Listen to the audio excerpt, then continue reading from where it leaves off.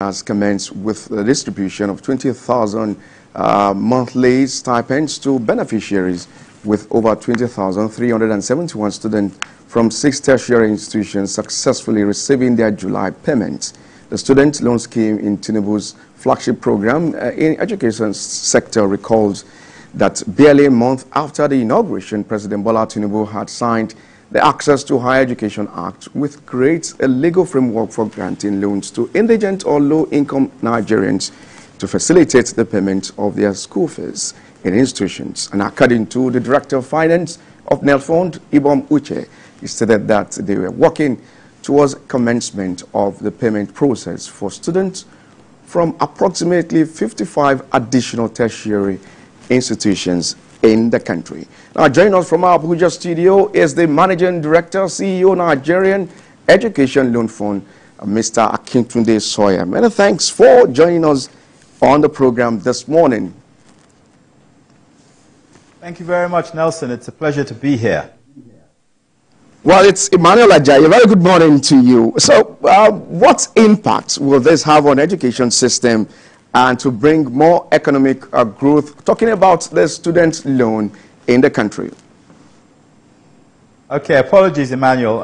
Yes, I think the impact that we're going to see from this is that there's going to be a general upskilling of Nigerians. Nigeria's young people are generally going to be upskilled. They're going to be more ready for work, and they're going to be more prepared to actually be able to tackle their own futures and to help provide valuable competitive strength, if you like, for Nigeria as a nation. And, you know, there are so many issues affecting loans, receiving loans, especially in Nigeria. Have you been able to, you know, address that? So many persons are concerned about, you know, defaulting in paying these loans back when it is ready. So what's, you know, the standard form of payment, and are there plans to ensure that there are no defaulters? Okay, so, you know, one of the things that we will find out about loans generally is that you are bound to have defaulters. That is just part of, you know, the business of giving out loans. But, you know, the assumption is that when people default on loans, it's their fault. It isn't always their fault. Essentially, what this loan does is it provides the opportunity, it bridges the gap between, you know, those who need the extra finance to be able to go and get themselves upskilled so that they can earn, you know, a better living, more money, more funds. So it actually puts more money into the pockets of those who really know, you know, what they want to do with the education that they're trying to acquire.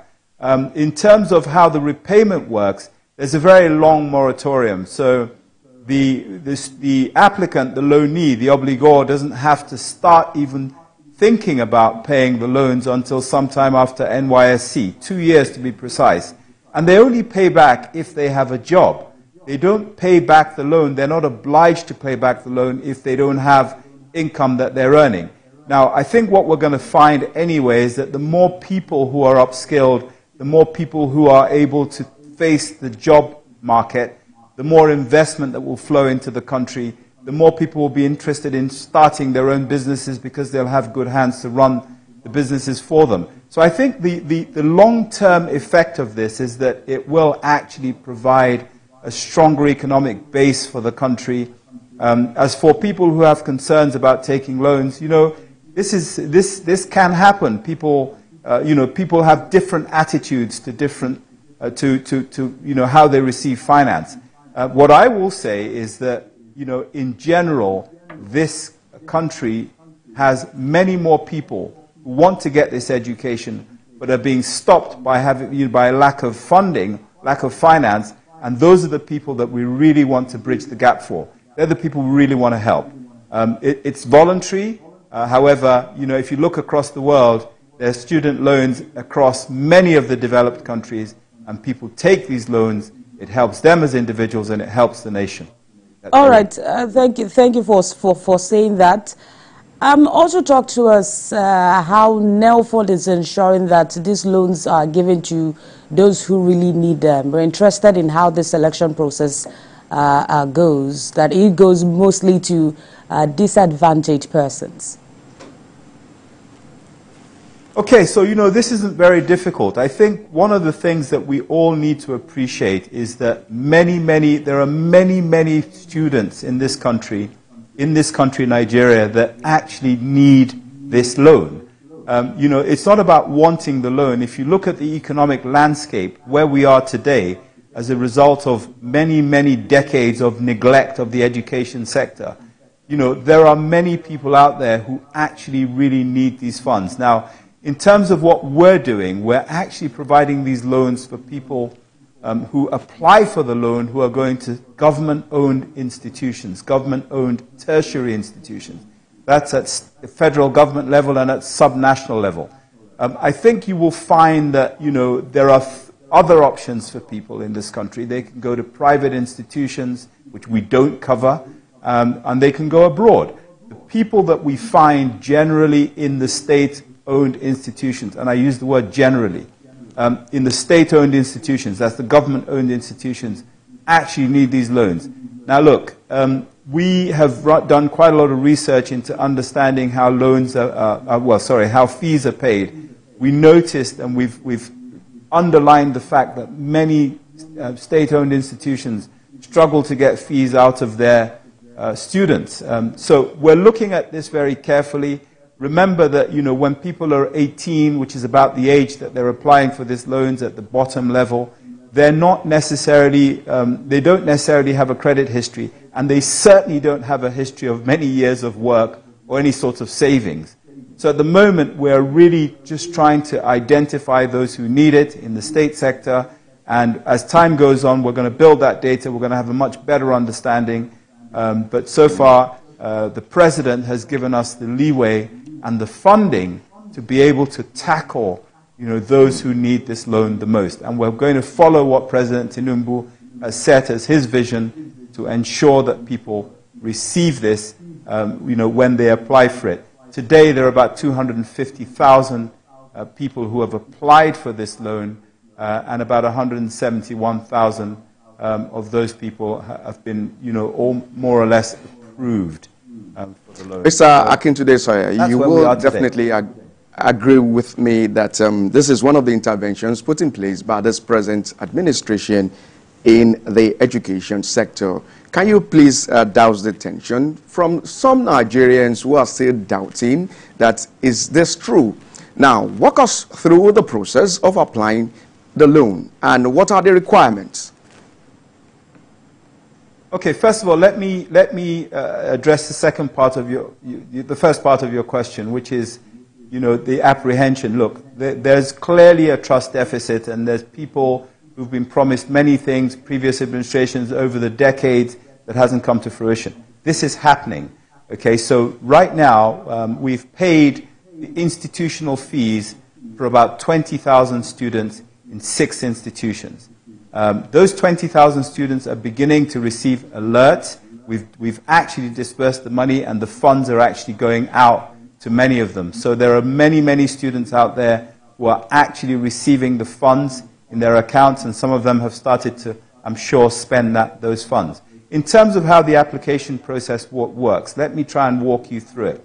So there are 2 systems that we have. One is the SLAS, that's the Student Loan Application System, and on the other side we have the SVS, the Student Verification System. The SLAS is an application that's designed to receive applications, proper applications for the loan itself, to actually process for them. So they will come into the site, which is nelf.gov.ng. They will find a very easy, simple, friendly, interactive site where they go in and they confirm certain things. One of the first things they need to confirm is that they're Nigerian, because this loan is for Nigerians only. Okay? And then, of course, they have to confirm the fact that they have admission of some sort into a tertiary institution as stipulated by the law. Tertiary institutions owned by the government, either the federal government or the subnationals. So in doing that, they have to provide us with their JAMB number. That JAMB number is verified through an API to JAMB, just as the NIN number, confirming they're Nigerian, is verified by an API to NIMSI. They then have to go ahead and provide us with information about their matriculation number or their admission number, and to check whether their institution is on the list. So there's a drop-down box in which they can begin to type, and it will tell them whether their institution is listed. Once they've gotten through that particular very short and easy to access position, they can then create an account. That account requires them to, enter a username and a password, and also to provide their email address. Once they provide that email address, they receive an email with a link that then allows them to come back and actually set up an account. It stays with them for the entire duration of their relationship with NELFund. So remember I talked about SVS, that's the Student Verification System. Essentially what happens is that the information that they entered before they opened the account is stored, and it is transmitted to the Student Verification System, which is based on a database of information about all students in all the institutions. That information is provided to us by the institutions themselves. So it provides us with everything that we ask the student to give us in the first instance, plus details about the course, details about the cost of the course, i.e. the course fees, and then, of course, the matric number which cross-checks, or the admission number. So essentially we have two applications talking to one another. One is fed by the applicant, the other one is fed by the institutions. Once those two applications confirm the details of the particular individual, who, by the way, has been uniquely identified by the information that they provided in the first place, it then connects them to the institution. They can then apply, because it says you're confirmed. They can then apply for the loan, and when they apply for the loan, it will give them, it put them in a holding pattern while we do some background checks and ensure that everything is working as it should. So in effect, there's a handshake between what the student tells us or the applicant tells us and what the institution tells us about the very specific student that is applying. Once that handshake happens, then they can apply. Is there a way to ensure monitoring? And what is the payment system? Are you paying directly to the institution? And how do you ensure that the institution is also using the money judiciously? What is a track record of ensuring proper monitoring? Okay, so look, our responsibility is to the student in the first instance. This program that the President has asked us to go ahead and implement is very, very student-focused. Okay, so the student makes all the decisions. They make the decision about how much they want to borrow. They make the decision about the institution that they want those funds to go to. There are two types of loans that students can apply for. One is their institutional charges loan. In other words, anything and everything that the institution charges them to enable them to be able to access the institution for the purposes of learning. Once that loan is applied for, and if they get it, NELFund pays the fees in its entirety, 100%, without option, to the institution. The second half of the loan is the one for upkeep. So the student, who would have provided us with their account number on their dashboard earlier, can apply for an upkeep. It's about a $250,000 naira a year that they would earn, or they would get, which would be split across 12 months. It approximates to about 20-something thousand naira, 20,000 plus, depending on the circumstances.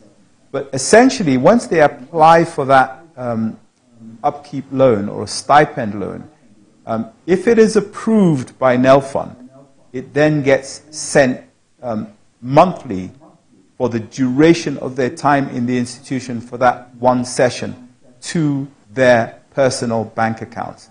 In terms of monitoring, your question around monitoring what the institutions do with the funds, that's really beyond our remit as NELFund. We don't regulate institutions, we don't regulate their spending.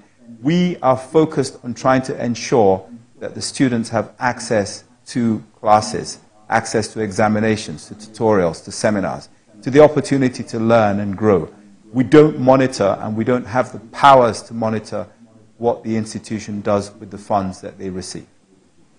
All right, but for some would argue that, monitoring should be part of the factors that should be considered, because this will be some of, the key indicators of the success of that scheme. So perhaps that should be considered. But another issue with getting loans, especially in Nigeria, is the issue of the interest rate. Talk to us, is there any interest getting the loan while paying back? Do you have to pay as much interest? And if there is an interest on it, what stops Nigerians from accessing private owned loan schemes? Okay, so first of all, let me confirm to you that even though the law that set up NELFund empowers us to apply interest to loans, we have taken a management decision that we will not be applying interest to the loans that are being applied for right now. And once a student, an applicant applies for a loan, they're in our system and they will receive that loan as long as they can update their application year on year, which is based on admission or readmission into the institution, or re-registration, should I say, into the institution. It will be interest-free. We do have the power for subsequent applicants in the future.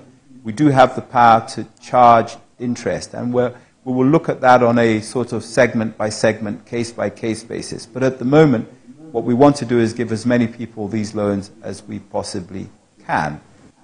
Just to talk about the regulation and the monitoring, there are regulatory agencies in this country, the NUC, the NBT, the NCCE, who regulate the universities, the polytechnics, and the colleges of education. It's really their job to monitor the performance of these institutions. It really isn't ours. And I agree with you in principle. Yes, what gets measured gets done. So if you measure something, you'll probably, effect changes with it because you're measuring. But it simply isn't our position. It isn't our role. Constitutionally, we're not able to actually monitor, what institutions do with the funds. But I agree with you. I think there's a wholesome approach that the government will probably take to this, and I know that the President is very interested in intervening in education and making it wholesome, not just giving people loans, but giving people value for the education that they're seeking or receiving. Absolutely. We'll quite expect that the federal government will look into that particular lacuna. What is the repayment mechanism put in place for that particular student that has applied for the loan, is now out of school or have graduated? And what is the mechanism put in place for repayments? Okay, so first of all, let me make some very simple, clear facts. When an individual applies for this loan, we will pay 100% of the tuition, not tuition, I beg your pardon, the institutional charges. Many institutions don't have tuition. What they have is institutional charges. We'll pay 100% of that. They then have the option to apply for the upkeep. So that is an option. They don't have to apply for the upkeep, but if they apply for the institutional loan, they can apply for the upkeep. Now, going to your question very specifically about repayment, at any time during the life cycle of the loan, the student, the applicant, the obligor, the loanee can repay part or all of the loan. At any point in that process, they can pay it as they go along. It goes into their loan account. However, because we recognize that not everybody will be in a position to earn whilst they're in school, whilst they're in the institution, we have set out a time frame that allows them the opportunity to learn, to grow, to intern, to gain some experience before they get the job of their dreams, if you like, or a job that will actually pay them what they need to earn. So we've said that they don't have to pay this loan back until 2 years after National Youth Service Corps. Now, assuming that they get to that 2-year point, do they have to pay the loan back? The answer is no if they don't have a job. So if they get to the 2-year mark, what they're expected to do is report back to the fund to say, I'm 2 years post-NYSC, I haven't got a job yet, you know, and in some cases we may be able to help point them in the right direction. And there are other government agencies, but we are certainly interested in helping people get a job. If a person doesn't get a job for any reason, which is unfortunate, 2 years, 3 years, 4 years, 5 years after NYSC, which is not something that we expect will happen, but if they don't have a paid job, they're not expected to pay back. Now, in terms of those who are in employment and can pay back, the guideline says that it's the organization that they're working for that has an obligation to determine whether or not that individual that they're about to employ has a loan or not. If they have a loan, if that individual has a loan, then that organization is obliged to refund a percentage of that person's salary, of that person's income to the fund. This figure is set at 10%. And if you notice, it's not an absolute figure, it's a percentage, because people still have to live. They have to have some money to do what they need to do. The other thing to point out to you is that there's no tenor. So effectively, you know, they pay 10% until they liquidate the loan. And if they don't liquidate it with that 10%, then they don't. Effectively, there's no time pressure. There's no cutoff point. We want people to come and take this loan. We want people to come and improve their educational standing. We want, as an overall a benefit for the whole country to benefit from this. One other thing I should say, some people go out and they become self-employed. In other words, they start a business and they employ themselves and others. In that instance, obviously, they need to make a declaration. They need to inform the NELFund that they're self-employed, they're earning an income, and they need to remit that 10% to the NELFund. Just a moment, if I may quickly jump in now. Mr. Sawyer, what if they did not declare that they now have a job? What is so that becomes an offense under the... Yeah, that becomes an offense under the law. So a company that employs people who have loans and doesn't make that 10% remittance back to the loan fund is breaking the law, and there are provisions for prosecution of that company. The same applies with self-employed individuals, people who are employing themselves, who are running a business. If they don't make that remittance, then they can be prosecuted for not doing so. One other point I should mention to you is that one of the things that we do ask for at the start of the process is the BVN. And we have a mandate, of the student or the applicant signs that mandate that allows us to go and take funds from their account if we need to. In other words, if somebody is earning, we have visibility on the account. If they don't declare that, then we can go in and take it if we choose not to prosecute. You know, and for those who are self-employed, especially those who cannot access a job 2 years after school, like you said, are you also considering taking that remittance from them, even if their source of income or their monthly income is really not, enough to pay what they've gotten? That's just one question. Then there is, a concern about government-owned initiatives not being sustainable and all that. Are there plans to have physical offices of the NELFund across state for students to just, access and not just, applying online only? Okay, so just to go back to your first question about, people not having enough to pay their fees. Remember I said that this is a percentage of income. It's not an absolute figure. If a person is earning 1,000 naira, they will be expected to pay 100 naira a month. If they're expecting 10,000 naira, the remittance that is expected is 1,000 naira. It's a percentage because that's the fairest way of making sure that, some repayments are made over time. It is not an attempt, it's not a heist, it's not an attempt to grab funds from those because they've suddenly got a job. Now, to the second question that you asked about offices across the country. Look, we need to be a lean organization for now. That's one reason why we are, trying to deploy and leverage technology. For us, it's not about opening offices here, there, and everywhere. The other issue is that we don't want there to be too much human interface with this.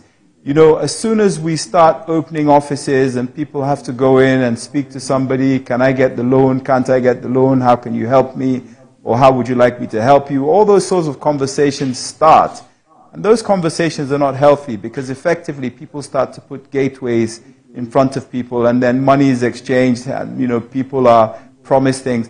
This is a faceless, non-human interaction as much as possible process. And so it's not about opening offices. We want to deploy and leverage technology. When you go to the ATM, you don't have to have somebody smile at you. You put your card in, you put your PIN number in, you ask for the funds you want. You know, it doesn't matter whether, you know how you look, how you are. As long as there's money in the account, you get it. This is the sort of principle that we want to use here. Of course, we may have regional offices at some point, but they won't be for loan applications. They'll be to help resolve problems, perhaps, or to enable people to come and get information, to get help about how to apply. And so, finally, what's your advice? I hope I'm clear about that. Yeah, we heard you clearly. So what's your advice to those students who want to apply for the loan and that they should not be defrauded by anybody? Are they to pay anything? Is there any stipend they have to pay to get this loan? Okay, so thank you for that question. I've got to tell you, and I've got to be very clear, nobody within NELFund or any other party claiming to represent NELFund is allowed to charge any applicant a single kobo for applying for this loan. This loan and access to this loan is free. That's what the President has stipulated. That's what we believe is correct. Everybody, wherever they're from in this nation, Nigeria, can apply for this loan free of charge. If anybody's charging or offering or asking an applicant to pay for this loan, we want to hear about it because we will prosecute those who are putting gateways in front of people who want to progress.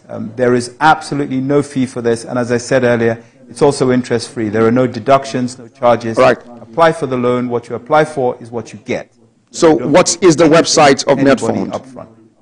Can you just walk us through the website? Sure. So it's, you know, the usual www.nelf.gov.ng. N, Nigeria, Education, E, Loan, L, Fund, F.gov.ng. Right. That's the website, and if you have any issues with that, reach out. You'll be able to actually post a ticket even there. But that site is working. We've got, I think yesterday we had 5,000 applications, actual applications, in a 24-hour period on that, you know, using that site. The day before we had 9,000. So, you know, this is where we are today. It's a fine place to live. We just have to go now. It is if we get it right. All right, definitely. Managing Director, CEO, Nigerian Education Loan Fund, Mr. Akintunde Sawyer. Many thanks for joining us on the program this morning. Thank you for having me on your show. Thank you, and have a good morning.